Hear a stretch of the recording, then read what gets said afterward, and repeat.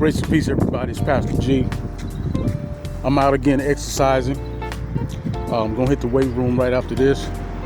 But this is my take on the Karmelo Anthony trial. Coming to you from a spiritual standpoint, a child of God as a Christian. I would say both sides are wrong. There was wrongdoings on both sides. Let me start with the fact of forgiveness. In spite of what happens as a Christian, we have to forgive. The Bible says, if you can't forgive, God won't forgive you. So forgiveness has to be shown, regardless of what happened and how it happens. It's a situation that hurts. My condolences, my compassion, and sympathy to everybody that's a part of this situation that has transpired. But we have to understand that these two kids, if they can go back and take back what they did, I promise you they will. At the end of the day, Ashton, who lost his life, I promise you, if he knew that Karmelo was going to get a knife out of his bag and stab him that was going to take his life, he would have never pushed him. Now, mind you, what's the truth in that? First and foremost, we should keep our hands to ourselves. He had no business pushing him in the first place. Now, how he reacted to it was a little bit much, because I know the law myself. I'm licensed to carry myself. So that's procedures that you must follow before you even go get a weapon.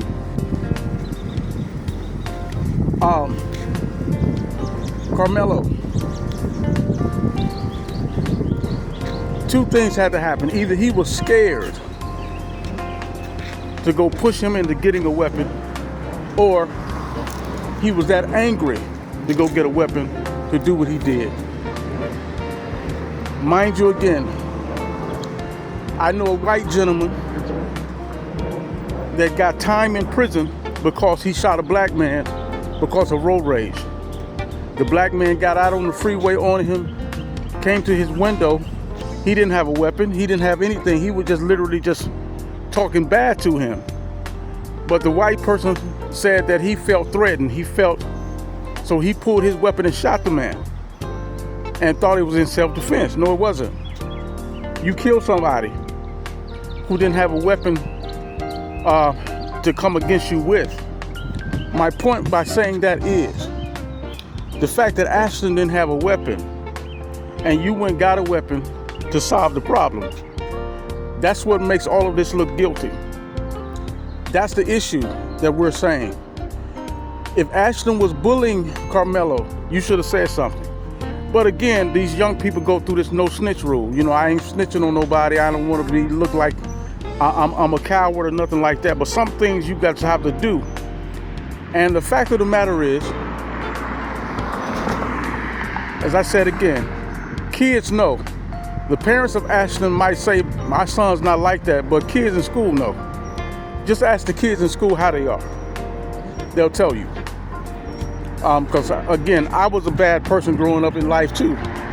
And a lot of stuff I hid from my family too. So we hide things when we're kids because we don't want our family to know how we really are. To sum all of this up again, it comes down to parenting. Parents, teach your kids about what they should do if they're being bullied. Teach your kids about what's going to happen when they decide to use a weapon. Teach your kids about, because again, everything is being looked at. And in a sense, I agree. I agree to the point that Karmelo never should have grabbed a weapon. I agree to that. Because that was just being pushed is not enough to go get a weapon to take somebody's life. It's not. It's a lot of people that's going to jail because of it. Now, again, if his brother had jumped in on Karmelo, and if it was like 3-on-1, That's more understandable. But for one person to push you, and then you went to your bag and got a weapon. Now again, did you go get to the bag to get the weapon because out of anger, or did you go to the bag and get the weapon because you were in fear of what was about to happen? I still say the weapon was to extent from being pushed. That's the bottom moral truth of this whole thing. The weapon was to extent to be utilized on somebody else because somebody else pushed you. Now, if Ashton would have had a weapon, I understand you going getting the weapon. That's self-defense.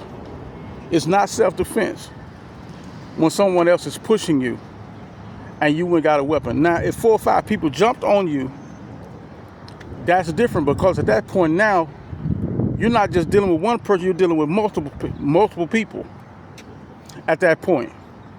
So I'm going back to the parenting again. Parents, teach your children right from wrong. Teach them about the ways of the world. Teach them what to do and what not to do in situations when situations like this arise. Because again, we can only at the end of the day look at ourselves, because they're our children. I'm Pastor G. Go with God, he'll always go with you.